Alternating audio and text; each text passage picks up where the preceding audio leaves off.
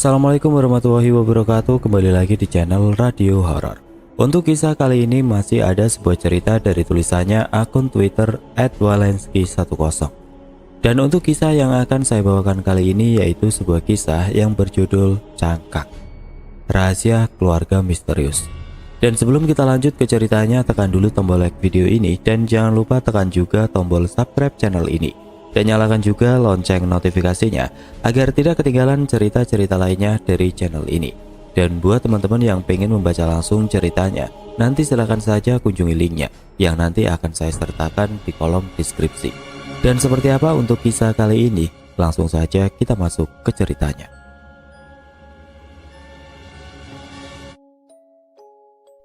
Hari menjelang pagi, aku terbangun saat mendengar suara ibu yang terbatuk-batuk. Sejenak aku menggeliat, lalu bangkit dan melongok ke kamarnya, tapi dia tidak ada. Ibu kemana? Kujumpai dirinya di dapur, sedang sibuk menyiapkan jamu pesanan para pelanggan. Sesuatu yang biasa dilakukannya demi menyambung hidup sejak bapak meninggal beberapa tahun yang lalu. Pram, nanti sebelum kamu kerja, tolong antar ini ke rumah Bu Gayatri ya. Hari ini ibu gak bisa antar ke sana. Ibu masih pusing, pinta ibu sambil menyerahkan 2 botol penuh berisi jamu beras kencur dan kunyit asam. Kalau masih sakit, ibu istirahat saja, gak usah ngoyo bikin jamu dulu, balasku sambil memperhatikan wajah ibu yang nampak pucat bercampur peluh. Ibu gak apa-apa kok, cuma rada mumet sedikit. Ya sudah sana, kamu langsung berangkat, ini sudah siang loh. Aku pun mengiyakan, bergegas mandi, lalu bersiap untuk berangkat kerja sambil menenteng jamu pesanan sesuai perintah ibu. Aku berangkat ya bu, ucapku pamit sembari mencium tangannya sebelum pergi. Seperti hari-hari biasanya, aku pergi menuju toko beras milik pasangan suami istri, Pak Hartadi dan Ibu Gayatri. Salah satu toko terbesar yang ada di pasar, tempat di mana aku bekerja sebagai kuli panggul. Sebuah pekerjaan yang remeh, tapi hanya itu yang bisa didapat oleh seorang pemuda putus sekolah seperti aku. Sejak bapak meninggal, kehidupan kami yang makin sulit memaksa aku berhenti sekolah agar bisa membantu ibu menghasilkan uang untuk makan kami sehari-hari. Assalamualaikum. Belum ada jawaban. Kutunggu sejenak di balik pagar besi sambil memandangi rumah besar bercat putih itu. Lalu muncul Mbok Sum, sang pembantu rumah tangga yang langsung membukakan pintu pagar. Ada apa Pram? Kok tumben pagi-pagi sudah mampir kemari? Tanya wanita tua itu. Ini Mbok, saya mau antar jamu pesanan Ibu Gayatri, balasku sambil menyerahkan botol jamu ke tangannya. Loh, kok kamu yang antar? Memangnya ibumu kemana? Ibu lagi kurang sehat Mbok. Walah, ya sudah, makasih ya, jawab Mbok Sum lalu menutup pintu pagar. Kok tumben rada telat Pram? Tanya Pak Kusno, sang penjaga toko beras ketika aku baru saja tiba. Tadi mampir ke rumah Ibu Gayatri dulu antar jamu. Ibuku sakit, aku yang antar ke sana. Terus kamu ketemu sama Ibu Gayatri nggak? Atau Pak Hartadi barangkali? Tanya Pak Kusno lagi. Enggak tuh, Mbok Sum yang keluar. Memang kenapa? Aku kira kamu sempat ketemu. Soalnya selama ini jarang sekali ada orang yang bisa ketemu mereka. Lawang aku saja baru 2 kali bisa ketemu. Itu juga cuma sebentar. Misterius banget majikan kita itu, jawab Pak Kusno. Maklum saja Pak, orang kaya itu biasanya tingkahnya sering aneh-aneh. Ya wis lah, gak usah kita ngurusi yang begituan. Perbincangan kami akhirnya terputus ketika seorang pembeli datang, dan hari pun dimulai seperti biasanya. Sore itu sepulang dari toko, kulihat wajah ibu makin pucat, bibirnya kering, tubuhnya panas, batuknya kian nyaring. Ibu berobat ya? Pintaku pada ibu yang terbaring lemah di kamarnya sambil memegangi dada. Gak usah Pram, ibu gak apa-apa kok, jawab ibu coba terlihat kuat. Namun ketika ibu terus terbatuk-batuk sampai mengeluarkan darah, membuatku panik dan segera membawanya ke rumah sakit. Dan bagai mendengar suara sambaran petir, aku terkejut lalu lemas ketika dokter mengatakan kalau ternyata ibu mengidap penyakit kanker paru-paru. Rupanya ibu telah lama memendam rasa sakitnya, namun kondisinya itu sengaja dia sembunyikan karena tidak ingin membuat diriku jadi khawatir. Ya Allah, ibu. Aku hanya duduk diam sambil memandangi ibu yang kini cuma bisa terbaring lemah di tempat tidur. Sebenarnya dokter meminta agar ibu segera dirawat. Tapi bayangan tentang besarnya biaya yang harus kami tanggung membuat kami dengan berat hati memutuskan untuk kembali pulang. Mbok Sum sempat datang menjenguk mewakili keluarga Pak Hartadi dan Ibu Gayatri sebagai ungkapan rasa prihatin. Wanita tua itu nampak berbincang-bincang pelan dengan ibu. Aku yang duduk sedikit jauh sempat mendengar beberapa kalimat dorongan semangat yang diucapkan oleh Mbok Sum. Selama beberapa tahun kondisi ibu kian memprihatinkan. Sejumlah cara pengobatan alternatif ala kadarnya tetap tidak mampu membendung ganasnya penyakit itu. Hingga akhirnya, tepat di bulan kelima, ibu pergi menghadap Sang Pencipta. Menyisakan diriku yang kini tinggal sebatang kara, berhari-hari tenggelam dalam kesedihan meratapi nasib yang terasa sangat tidak adil. Hatiku hancur, aku bagaikan kehilangan pegangan hidup. Separuh jiwa ini terasa ikut pergi bersama ibu. Tapi perhatian dan dorongan semangat dari orang-orang di sekitarku membuatku perlahan mampu bangkit dari keterpurukan dan mencoba melanjutkan hidup, walaupun kini terasa tidak sama lagi. Prab, kamu sudah dengar kabar belum? Tanya Pak Kusno pagi itu di sela-sela kesibukan kami di toko beras. Kabar apa, Pak? Jawabku tanpa menengok sambil menaruh sekarung beras ke lantai. Mas Putra, anak angkatnya majikan kita, semalam dia meninggal, ucap Pak Kusno dengan wajah serius.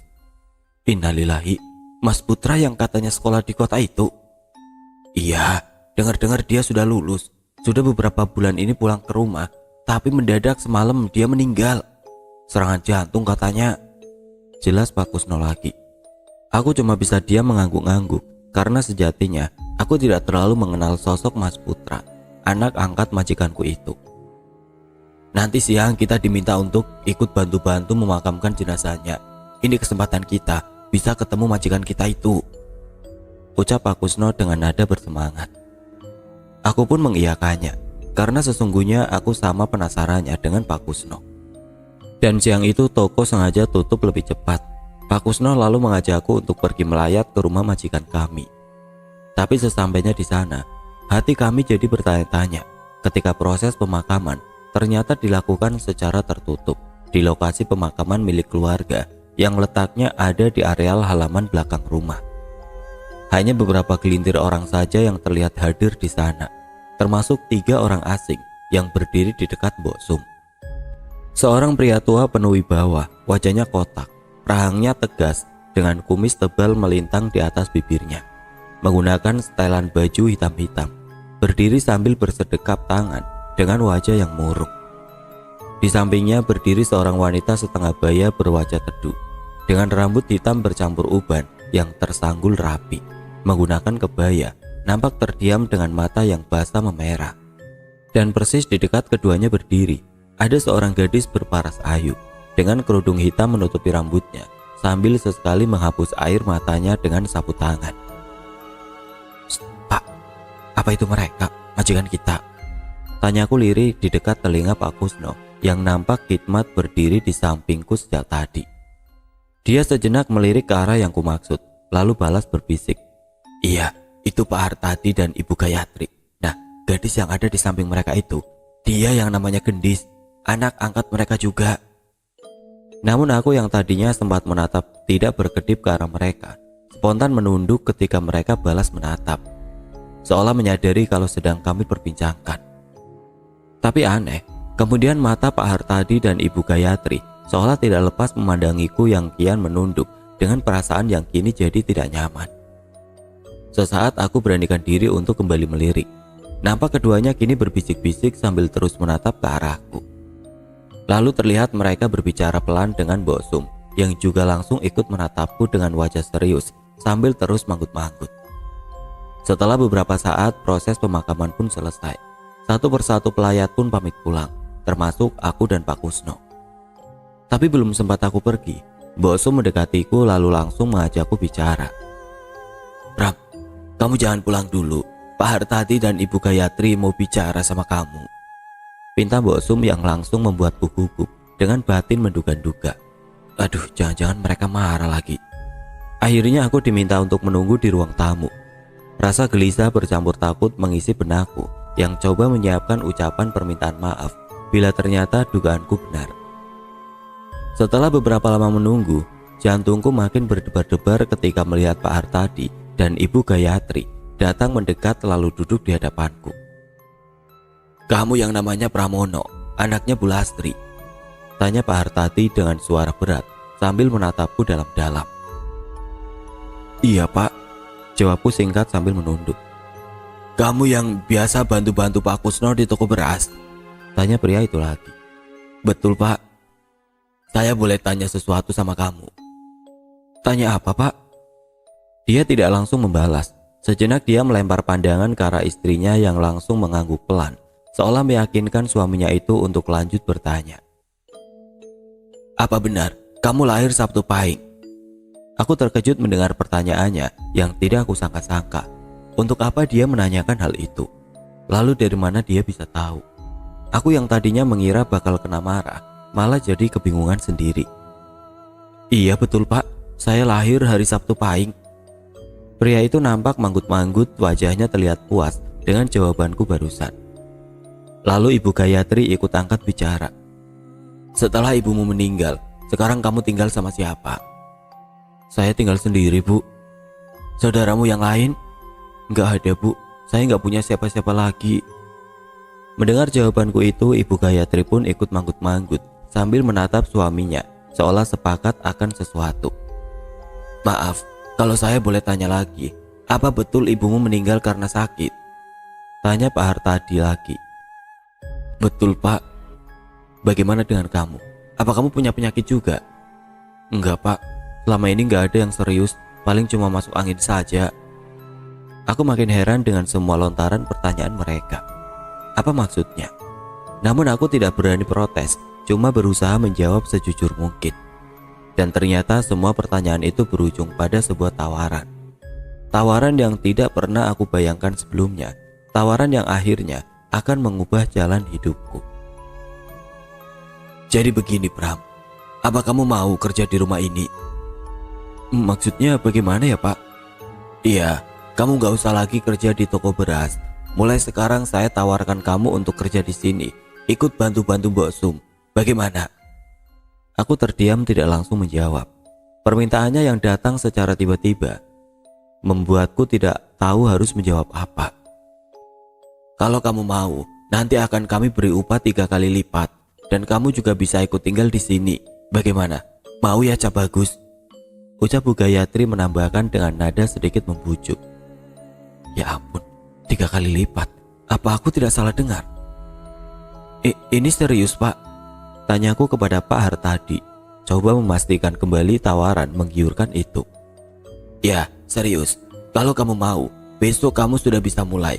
Selebihnya biar nanti Mbok Sum yang jelaskan apa saja tugas-tugasku," jawab Pak Hartadi coba meyakinkanku.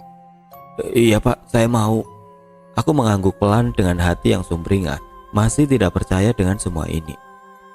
"Ya sudah, sekarang kamu boleh pulang. Besok pagi kamu bisa langsung datang kemari." Pak Hartadi lalu bangkit dari duduknya, diikuti Ibu Gayatri, dan pergi meninggalkanku yang masih duduk terpaku.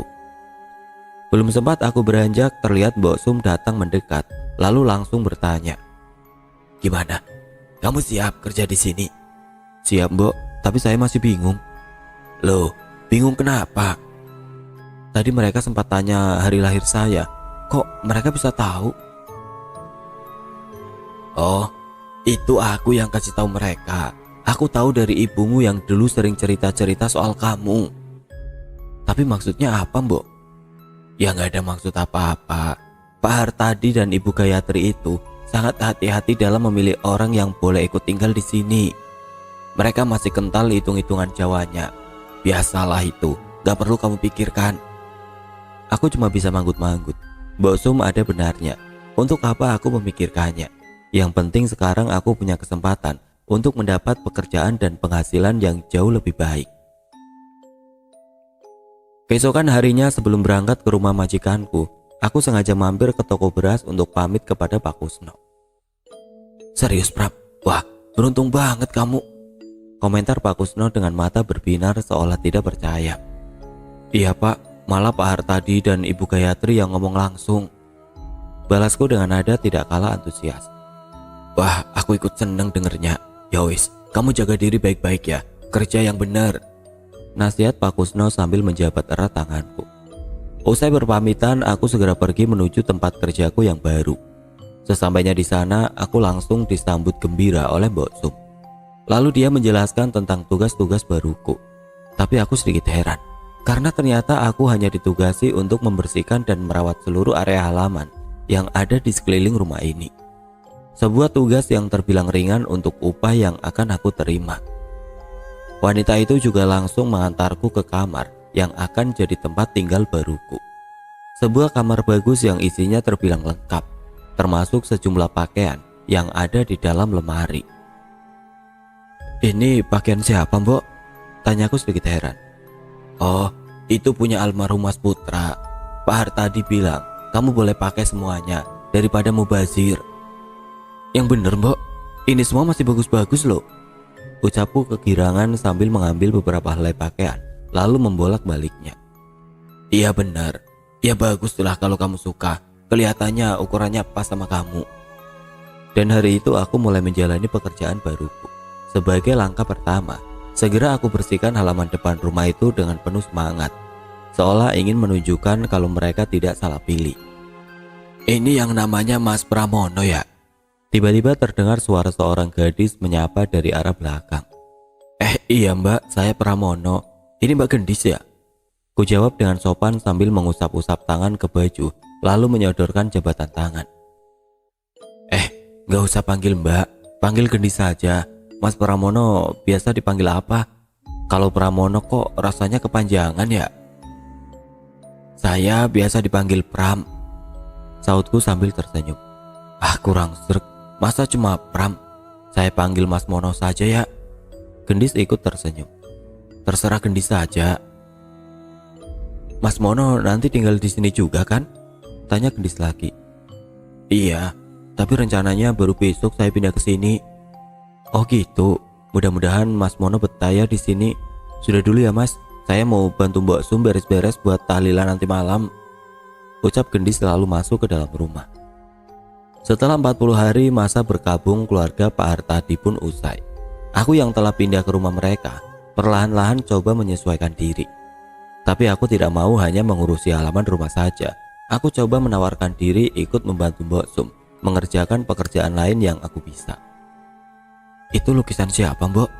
Tanyaku kepada Mbok Sum saat membantunya membersihkan ruang tamu. Oh itu lukisan Raden Mas Joyodiningrat dan istrinya, Gusti Ayu Probowati. Mereka itu orang tua angkatnya Pak Hartadi. Orang tua angkat? Tanyaku kembali sambil terheran-heran. Iya, dulu Raden Mas Joyodiningrat dan istrinya gak punya keturunan. Akhirnya mereka angkat Pak Hartadi jadi anak. Kalau Ibu Gayatri itu dulunya putri dari sahabatnya mendiang Raden Mas Joyodiningrat. Tapi setelah kedua orang tua Ibu Gayatri wafat, Raden Mas Joyodiningrat akhirnya menjodohkannya dengan Pak Hartadi. Jelas Mbok Sum panjang lebar. Wah, kok bisa kebetulan gitu ya Mbok? Kalau Pak Hartadi dan Ibu Gayatri juga nggak punya anak. Mbok Sum tidak membalas. Dia cuma tersenyum lalu kembali melanjutkan pekerjaannya. Tanpa terasa 2 bulan sudah aku bekerja dan tinggal di rumah ini.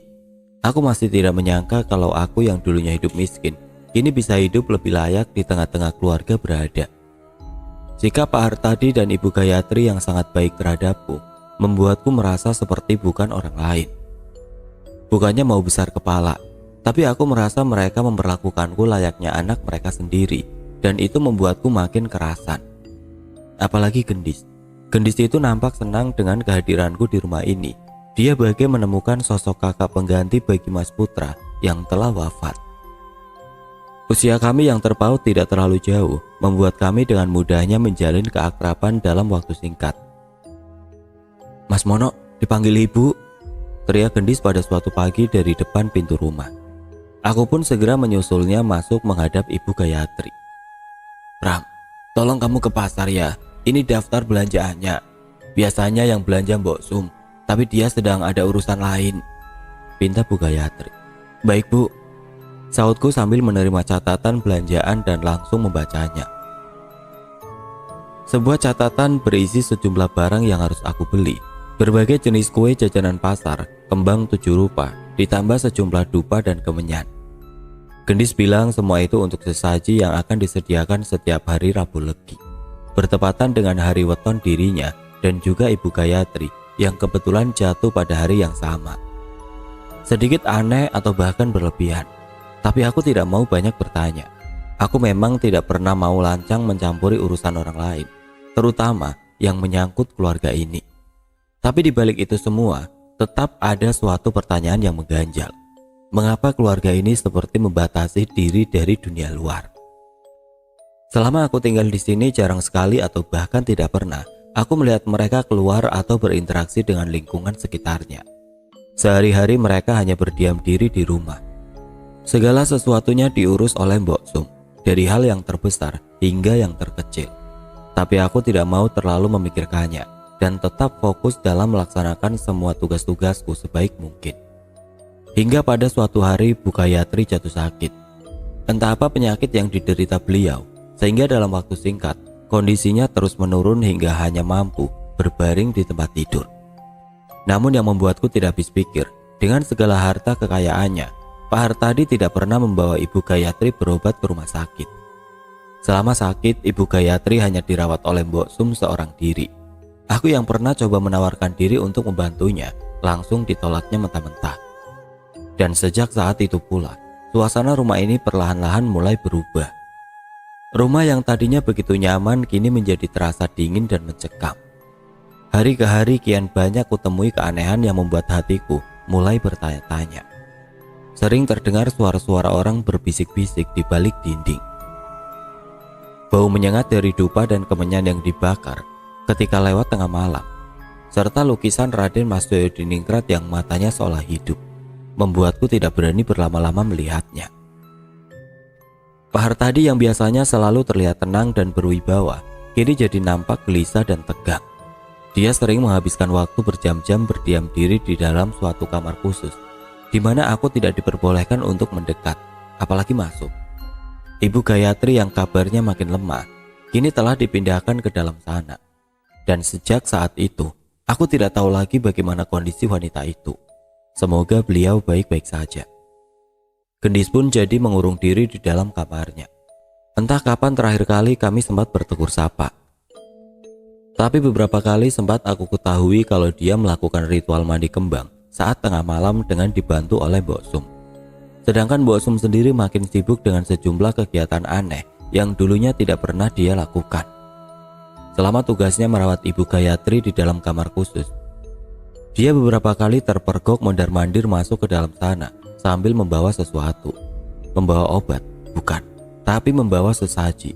Membuatku makin penasaran apa yang sebenarnya terjadi di rumah ini. Namun semua kejanggalan itu tidak berani aku pertanyakan. Demi rasa hormatku pada keluarga ini, aku putuskan untuk menyimpan semua pertanyaan itu dalam-dalam. Hari itu hari Rabu Legi, hari di mana kembali dilaksanakan ritual persembahan sesaji untuk Gendis. Seperti sebelumnya, aku cuma bisa mendengar sayup-sayup suara Pak Hartadi membacakan sesuatu di luar sana. Karena selama ritual itu berlangsung, aku diminta untuk diam dalam kamar demi terjaganya kesakralan ritual itu.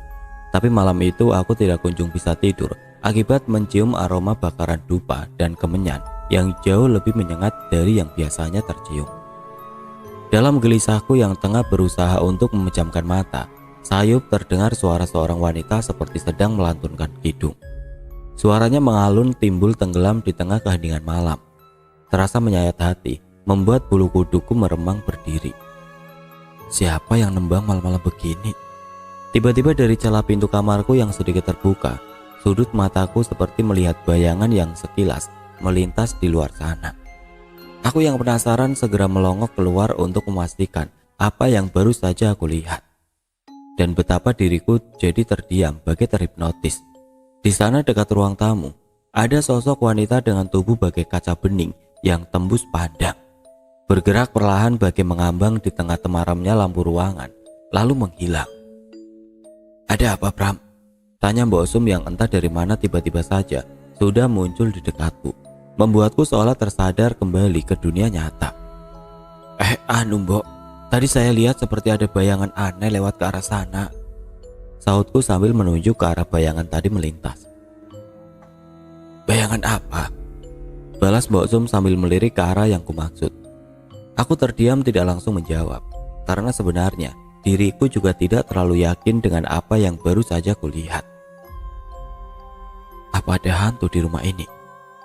Sudah, kamu masuk sana, sudah malam, pinta Mbok Sum yang langsung aku iakan. Mbok Sum langsung berbalik pergi meninggalkanku yang juga ingin segera masuk ke dalam kamar. Namun belum sempat aku berbalik, mataku malah tertuju pada butiran-butiran kuntum melati yang nampak bertaburan di lantai bagi membentuk sebuah jalur. Kembang, dari mana asalnya? Aneh. Keesokan harinya seperti biasa, sejak pagi aku sudah bangun dan segera melakukan pekerjaanku sehari-hari. Tapi pagi itu terlihat Gendis yang sedang duduk-duduk di teras. Sesuatu yang tidak biasa dilakukannya. Aku yang sudah berhari-hari tidak pernah bertemu dengannya coba bersikap ramah dan langsung menyapa. Dis, tumben pagi-pagi begini sudah duduk-duduk di situ. Tapi dia tidak menjawab, cuma sekilas melirik, lalu bangkit dan langsung masuk ke dalam rumah. Gendis kenapa ya Mbok? Tanyaku pada Mbok Sum ketika kami berpapasan. Memangnya ada apa? Sahutnya malah balik bertanya. Tadi dia duduk-duduk di teras, gak biasanya dia begitu. Lalu waktu saya tegur, dia gak jawab, malah langsung pergi. Kan aneh Mbok. Mungkin dia lagi banyak pikiran. Sudah, kamu lanjut kerja saja, gak usah mikir yang macam-macam. Tadinya aku juga berpikiran begitu. Tapi sikap Gendis di hari-hari berikutnya membuatku merasa ada sesuatu yang salah. Dia seolah menjaga jarak denganku. Beberapa kali dia menghindar ketika aku ajak bicara. Keakraban kami yang sudah terjalin selama ini seolah hilang begitu saja. Sedangkan Pak Hartadi nampak telah kembali seperti dulu, tenang dan berwibawa, tidak terlihat lagi kegelisahan dan ketegangan di wajahnya. Bahkan beberapa kali terdengar dia tertawa lepas, seolah beban berat yang menghimpitnya telah terangkat. Pram, kemari sebentar, saya mau bicara, pinta Pak Hartadi di suatu pagi ketika aku sedang menyapu halaman. Enggak Pak, ada apa? Hari ini hari Sabtu Pahing, nanti malam saya punya rencana mau sediakan sesaji untuk kamu. Sesaji untuk saya Pak? Memangnya ada apa? Gak ada apa-apa, cuma untuk memperingati hari wetonmu. Ini memang sudah jadi tradisi keluarga kami sejak dulu, dan kamu sudah kami anggap seperti keluarga sendiri. Oh begitu, ya sudah Pak, saya nurut saja.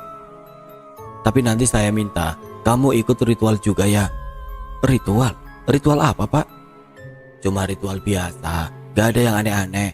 Cuma syukuran kecil-kecilan supaya kamu selalu diberi keselamatan, sehat lahir batin. Dan ini nanti bakal rutin diadakan setiap satu Pahing. Kamu paham kan? Paham Pak, terserah Bapak saja. Sebenarnya banyak hal yang ingin kutanyakan padanya, tapi aku lebih memilih diam, seperti yang selalu diajarkan ibuku. Kadang diam menjadi pilihan terbaik untuk sesuatu yang belum kita mengerti. Ada kalanya kita cuma harus menyimak dan pelajari. Terlalu banyak bertanya terkadang malah akan menimbulkan masalah. Terlalu banyak tahu justru membuat sesuatu jadi ambigu. Dan malam itu, aku diminta hadir di tengah-tengah ruang tamu, di mana sudah tersedia sesaji berupa berbagai macam jajanan pasar yang bersanding dengan kembang 7 rupa dan bakaran kemenyan. Di sana juga telah hadir Pak Hartadi yang mengenakan pakaian adat Jawa, duduk bersila, lalu mulai melafalkan semacam mantra-mantra. Aku cuma terdiam hikmat sambil mendengarkan untayan kalimat-kalimat yang diucapkannya dalam bahasa yang terdengar tua dan kuno. Setelah itu aku diminta untuk minum segelas cairan kental berwarna merah yang bau amisnya hampir membuatku muntah. Sejenak aku ragu untuk meminumnya, tapi Pak Hartadi yang seolah paham dengan keraguanku coba membujukku untuk mau meminumnya. Gak apa-apa, itu ramuan khusus campuran dari rempah-rempah, telur, dan sebagainya supaya kamu selalu sehat walafiat, jelasnya coba meyakinkanku. Akhirnya sambil menahan nafas, segera aku minum ramuan itu dengan sekali tenggak. Aneh, setelah meminumnya, terasa ada sesuatu yang ikut terminum, sesuatu yang sulit aku jelaskan. Sesaat kemudian pandanganku perlahan mulai memudar. Tubuhku jadi terasa ringan, bagai melayang. Namun kepalaku malah terasa berat. Lalu segalanya berubah gelap. Aku terbangun dalam kamarku. Mataku buram, kepalaku masih terasa pusing. Namun telingaku seolah mendengar suara-suara bisikan yang datang silih berganti dari berbagai arah. Tapi kemudian suara-suara itu terhenti ketika gendis datang membuka pintu kamar dan langsung masuk lalu duduk di sampingku. "Bagaimana perasaanmu, Pram?" Aku diam tidak langsung menjawab sambil berusaha bangun dan duduk di atas kasur. "Kepala saya masih pusing. Apa tadi saya pingsan?" "Iya, tadi kamu pingsan, tapi itu wajar. Artinya ramuan itu bekerja dengan baik. Fungsinya memang untuk membersihkan segala macam penyakit yang ada di dalam tubuhmu. Saya juga minum waktu ritual Rebu Legi tempo hari." "Tapi kok begitu ya? Sampai bikin pingsan segala?" Tanyaku kembali. "Iya, memang reaksinya seperti itu. Tapi jangan khawatir.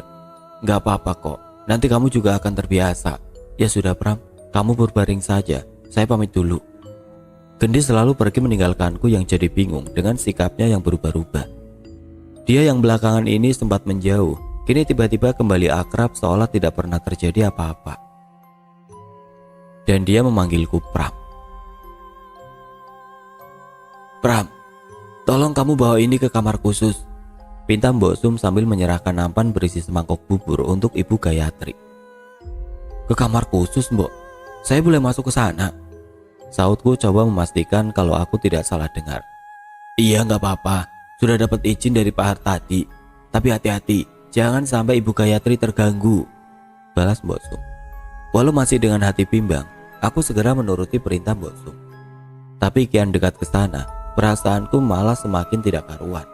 Aku tidak tahu kenapa, entah karena gugup atau malah takut, karena selama ini aku dilarang untuk mendekat. Sesampainya di depan pintu kamar yang berukir itu, sepintas telingaku mendengar suara-suara berbisik dari dalam sana. Sejenak aku terdiam, coba menyimak, tapi suara-suara itu malah menghilang. "Permisi Bu, saya bawa bubur untuk Ibu," ucapku di depan pintu yang masih tertutup rapat, meminta izin untuk masuk. Namun tidak ada jawaban. Akhirnya aku beranikan diri untuk membuka pintu yang ternyata tidak terkunci. Saat pintu terbuka, aroma kemenyan spontan menyeruak keluar, masuk menusuk rongga hidung, serasa tembus ke otak. Perlahan aku masuk ke dalam, melangkah hati-hati menuju meja yang ada di samping tempat tidur, sambil menyapu pandangan ke seluruh ruangan.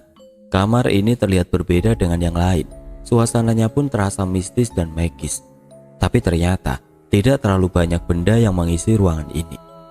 Hanya ada tempat tidur berhiasan kelambu dengan sebuah meja kayu jati yang berada persis di sampingnya, dan sebuah cermin dengan bingkai berukir yang tergantung di dinding. Samar-samar nampak siluet Ibu Gayatri yang terbaring di tempat tidur. Sedikit kurang jelas karena terhalang oleh kelambu yang cuma setengahnya tersingkap. Tapi baru saja aku letakkan nampan di atas meja, mataku terbelalak ketika akhirnya bisa melihat dengan jelas dari celah kelambu yang tersibak. Ibu Gayatri terbaring dengan kondisi yang amat mengenaskan. Tubuhnya kurus kering dengan kulit yang kendor. Badannya yang dulu berisi kini bagai balon yang kempes. Wajahnya cekung dengan lingkaran mata yang menghitam. Rambutnya yang dulu biasa tersanggul rapi kini garing riap-riapan. "Ya Allah, Ibu Gayatri." Mulutku spontan berucap lirih merasa iba. Tapi ketika melihat diriku yang berdiri di dekatnya, matanya yang tadi sayu mendadak menatapku dengan pandangan nanar. Bibirnya yang kering pecah-pecah perlahan terbuka, berusaha untuk bicara. Tangannya yang kini kurus dipenuhi urat-urat biru menonjol, menggapai lemah, seperti memintaku untuk lebih mendekat.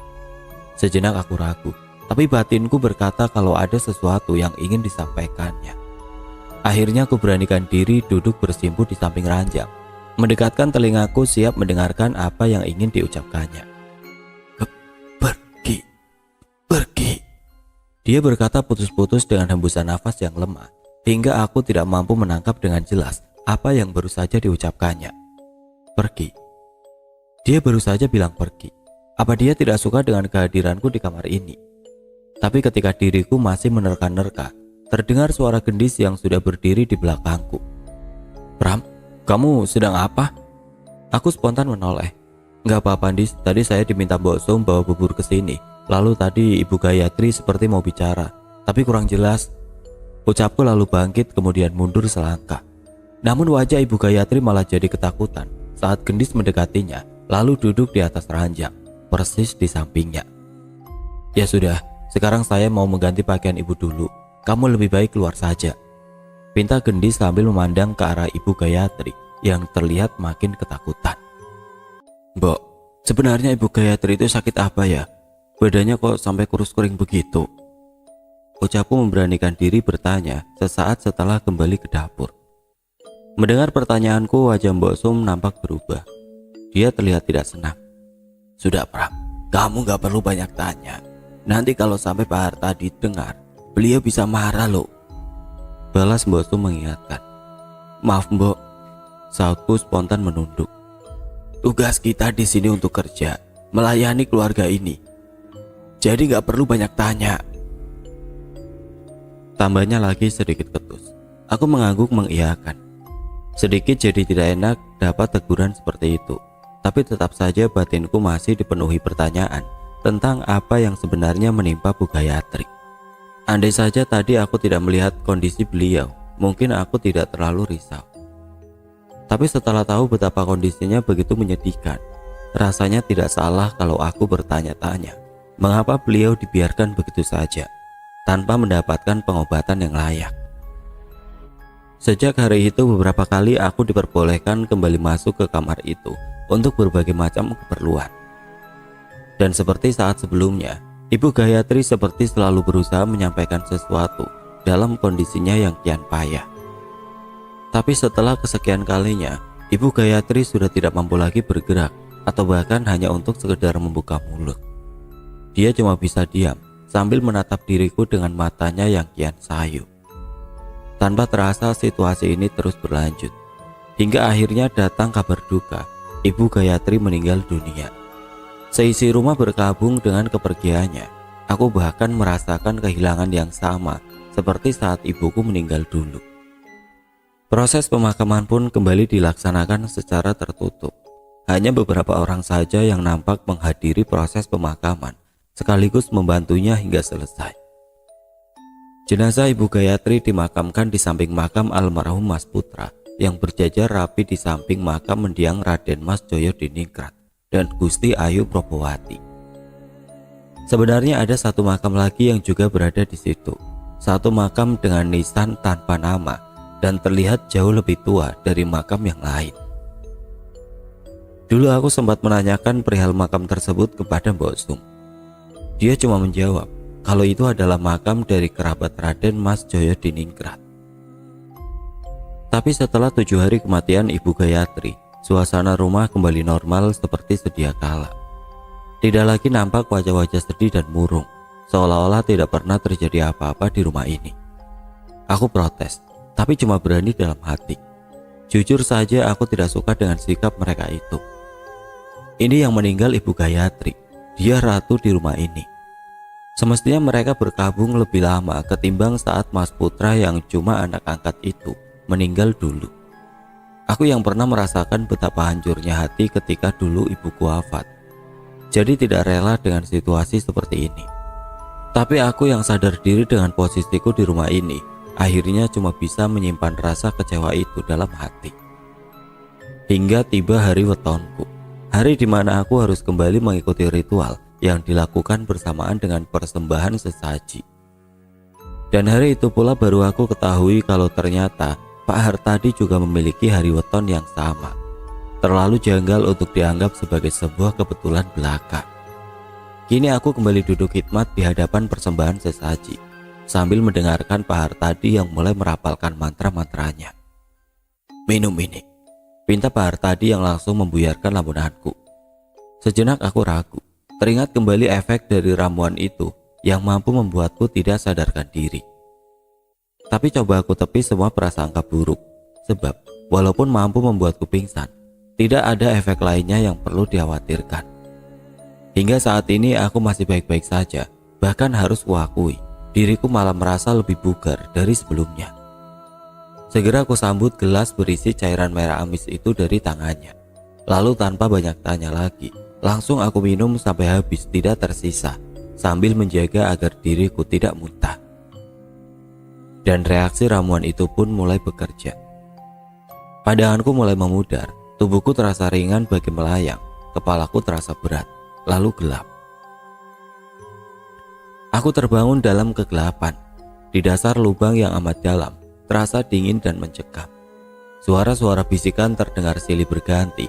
Kian lama kian cepat seolah berebut masuk ke telingaku. Batinku menjerit ketakutan. Ini di mana? Lubang sempit nan dalam ini seolah menghisap nyaliku hingga tidak tersisa. Mulutku langsung berteriak memanggil, namun cuma ada gema yang bergaung kembali ke telinga.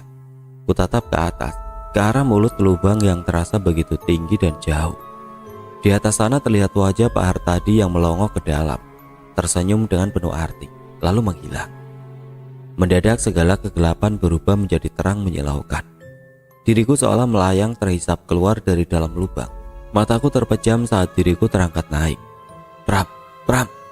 Aku membuka mata saat mendengar suara orang memanggil. Terasa amat dekat.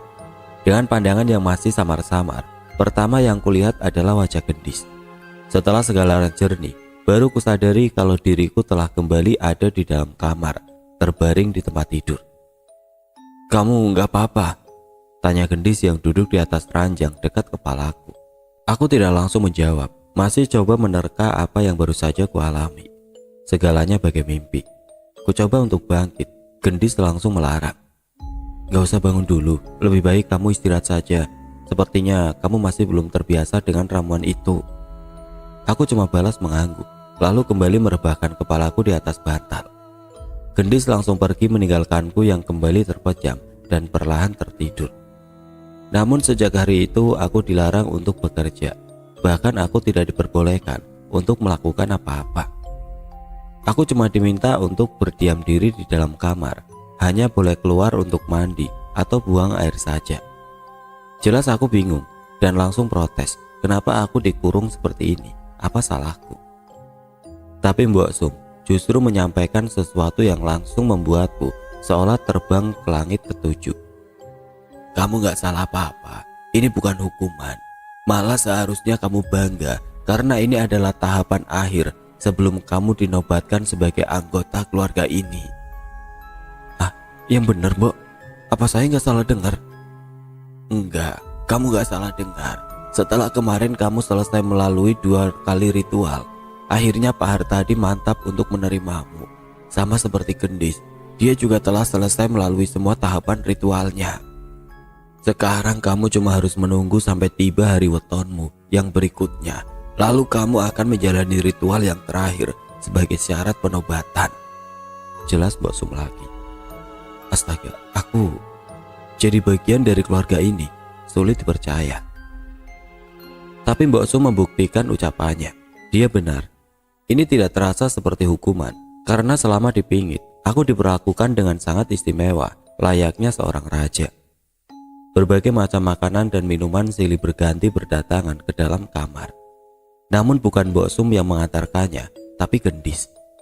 Selama berhari-hari dengan telaten bagi seorang pelayan, gadis itu selalu menyediakan segala keperluanku, hingga membuatku jadi sedikit sungkan. Tapi dia bilang kalau dia tidak keberatan. Semua itu memang sengaja dilakukannya dengan alasan sebagai ungkapan perhatiannya terhadapku yang sudah dianggapnya sebagai keluarganya sendiri. Namun malah terdengar kabar kalau Pak Hartadi jatuh sakit. Tapi aku tidak bisa menjenguknya. Selain karena katanya beliau tidak ingin diganggu, aku pun belum boleh keluar kamar. Beberapa kali kutanyakan tentang keadaan Pak Hartadi kepada Gendis. Dan dia bilang kalau beliau baik-baik saja, cuma butuh istirahat. Di beberapa malam Mbok Sum memintaku untuk mandi kembang.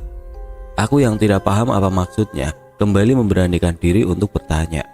Dia beralasan bahwa semua itu dilakukan untuk membersihkan diriku dari segala pengaruh buruk, agar aku layak untuk menjadi bagian dari keluarga ini. Segala perlakuan istimewa itu terus aku terima selama berhari-hari. Tapi aku yang kian jenuh terus berada di dalam kamar, sempat meminta izin kepada Mbok Sum agar setidaknya sesekali diperbolehkan untuk keluar. Tapi dia tetap melarang.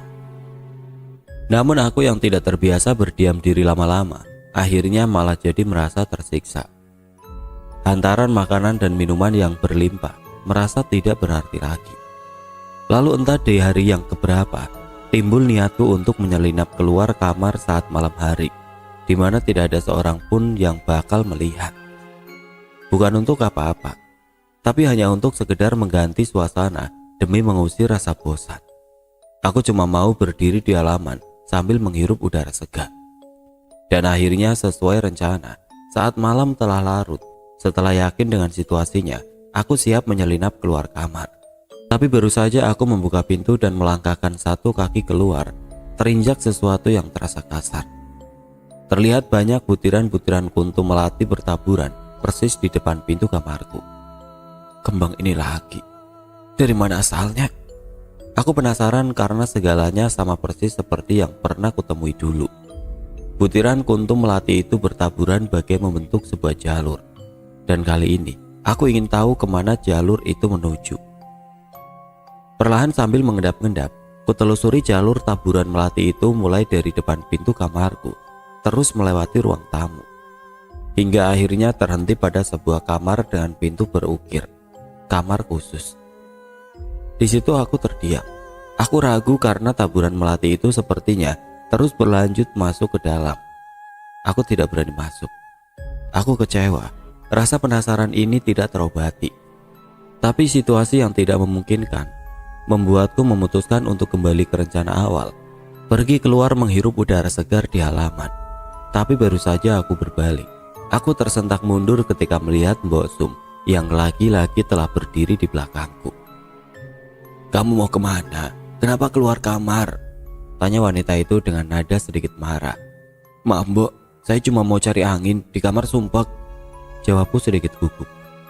Dia tidak langsung menimpali seperti yang sering dilakukannya, malah memandang ke arah lantai, lalu ke arahku, seolah sedang menduga apakah aku melihat hal yang sama. "Sekarang lebih baik kamu masuk saja. Jangan sampai Pak Hartadi tahu. Bisa-bisa dia marah, lalu berubah pikiran," perintahnya tegas. Aku tidak berani membantah, langsung kembali menuju kamarku sambil terus memandangi taburan kuntum melati yang misterius itu. Hingga beberapa hari berikutnya, setiap malam saat aku membuka pintu dan melongok, taburan melati itu selalu ada di sana dan hilang ketika pagi. Namun aku tidak pernah tahu apa maksudnya. Semuanya masih berupa misteri tidak terjawab. Sampai akhirnya tiba hari yang ditunggu-tunggu, hari wetonku, hari penobatan ritual yang terakhir. Aku yang sebelumnya tidak terlalu suka dengan segala ritual itu, kini malah jadi antusias. Karena setelah semuanya selesai, aku jadi bisa kembali kepada kehidupan normalku. Dan bukan hanya itu, kenyataan bahwa setelahnya aku akan resmi menjadi bagian dari keluarga ini memberikan satu sensasi kegembiraan tersendiri. Bayangkan saja, aku yang tadinya hanyalah pemuda miskin yatim piatu yang putus sekolah, tiba-tiba jadi anak orang kaya.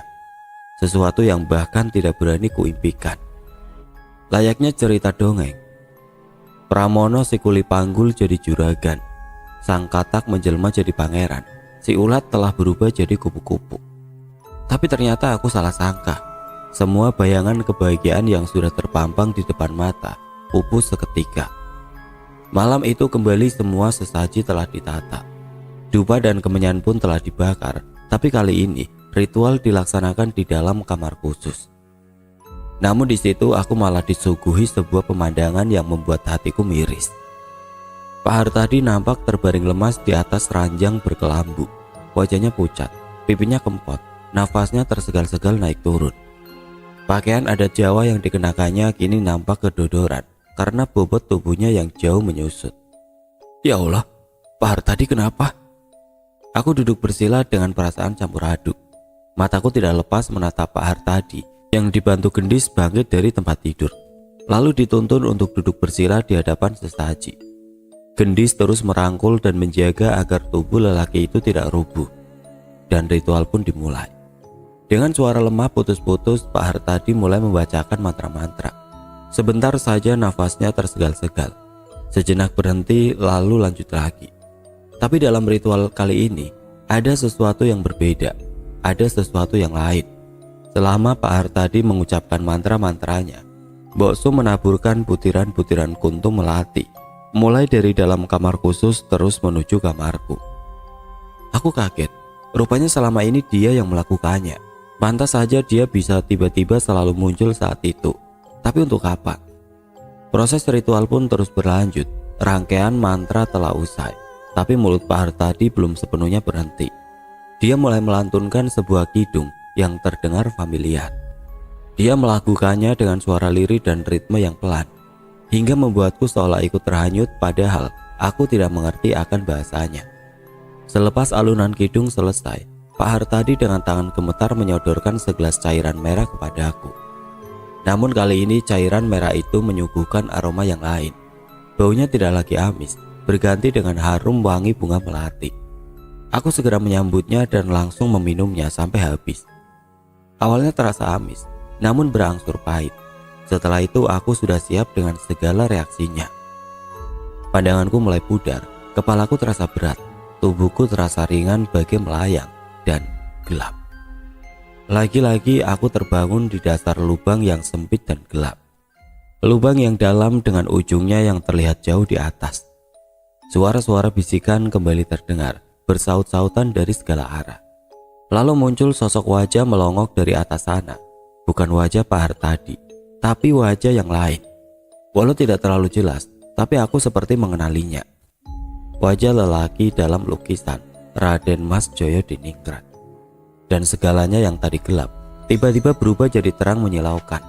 Tubuhku bagaikan terhisap naik ke atas, dan ketika terang itu hilang, aku mendapati diriku kini ada di depan pintu kamarku. Dengan tubuh yang tembus pandang bagai kaca bening, berdiri mengambang sejengkal di atas taburan kuntum melati yang membentuk jalur. Apakah ini mimpi? Sayup terdengar alunan kidung yang seolah memanggil dan menuntunku untuk bergerak pelan mengikuti jalur taburan melati. Bagaikan kereta berjalan di atas relnya. Sensasi yang luar biasa ketika tubuhku terus melayang halus menuju ke arah kamar khusus yang pintunya nampak tertutup rapat. Tapi tanpa diduga-duga tubuh beningku malah terus melayang masuk ke dalam kamar dengan menembus pintu. Masih dalam merasa takjubku, di situ kutemui Pak Hartadi yang terbaring lemah. Matanya terpejam, tapi mulutnya terus melantunkan kidung dengan suaranya yang lirih putus-putus.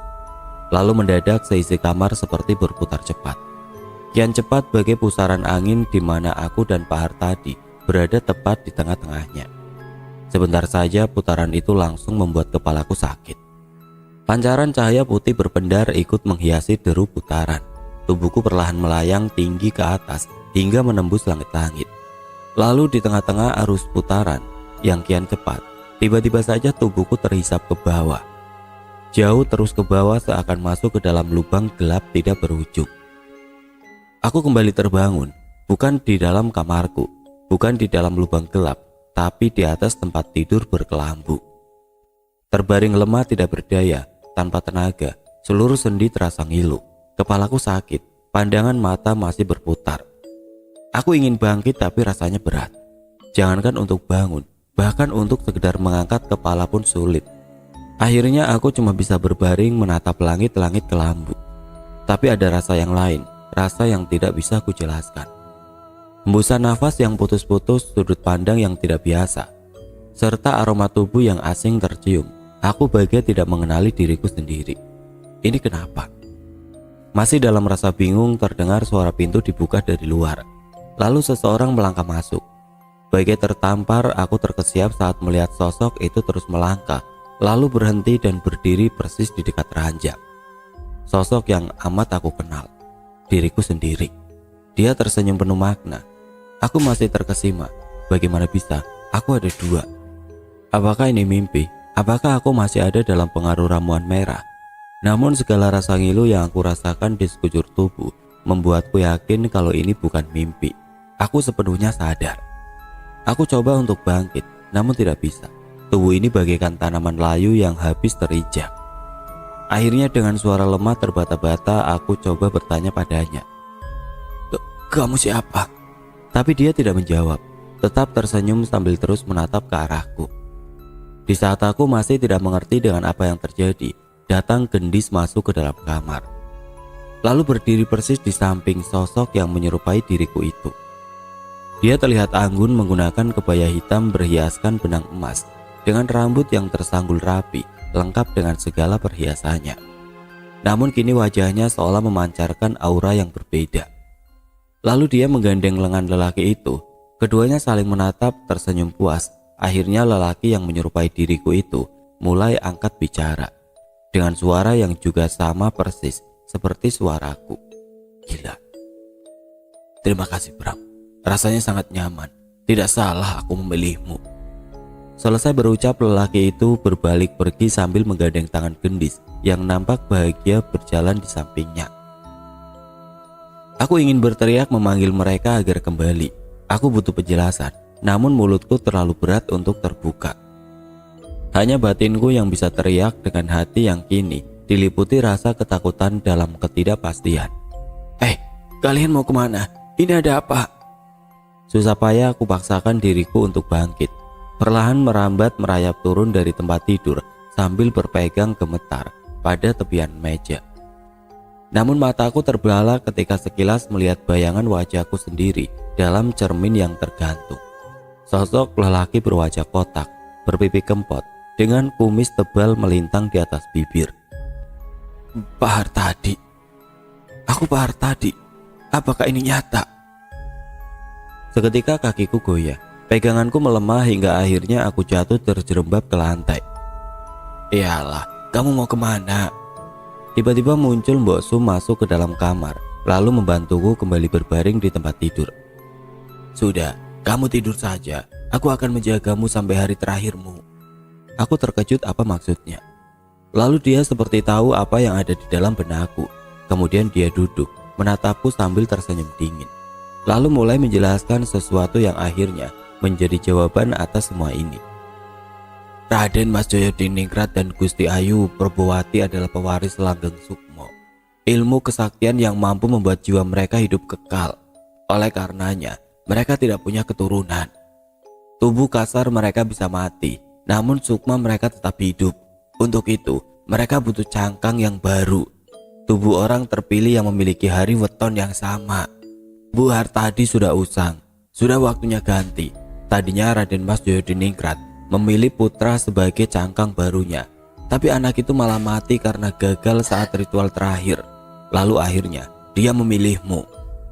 Sedangkan Gusti Ayu Probowati telah memilih gendis sebagai cangkang penerus untuk menggantikan tubuh Gayatri. Aku Dewi Sumbadra Pramudyawardhani. Aku adalah guru mereka. Aku yang mewariskan ilmu itu. Aku sayang mereka. Mereka sudah aku anggap seperti anakku sendiri, dan aku akan mendampingi mereka sampai kapanpun. Usiaku jauh lebih tua dari peradaban ini.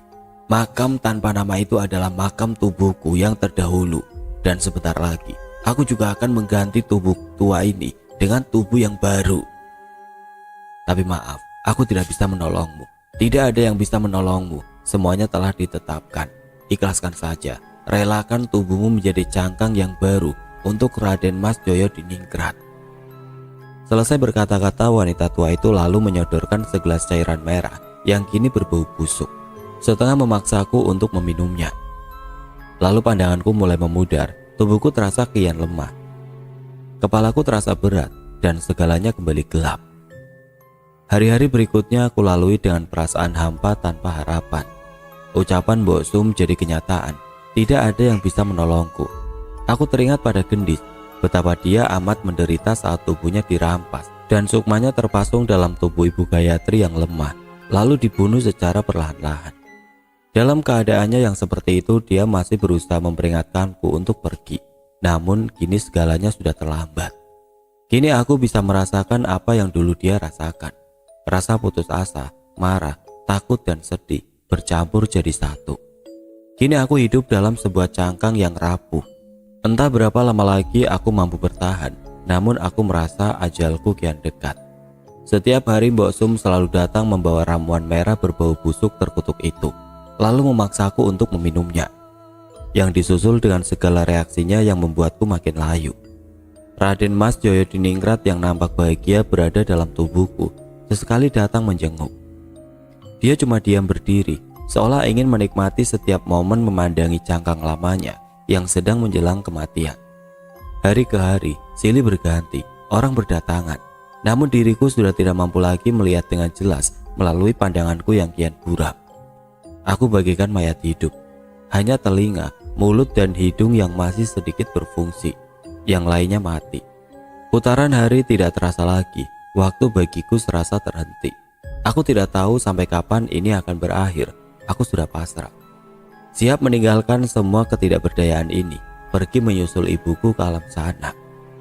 Tapi takdir berkata lain. Lembaran catatan hidupku belum usai ditulis. Tuhan mengulurkan tangannya, membebaskanku dari semua penderitaan ini. Hari itu aku merasakan hawa panas yang seolah mengelilingiku.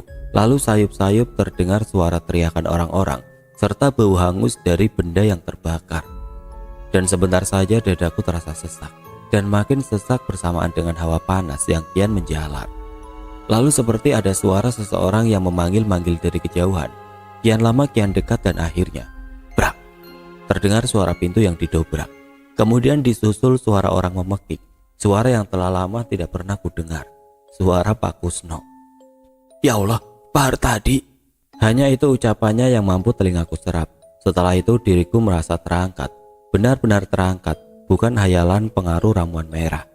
Aku merasa dipopong berpindah dari tempat tidur.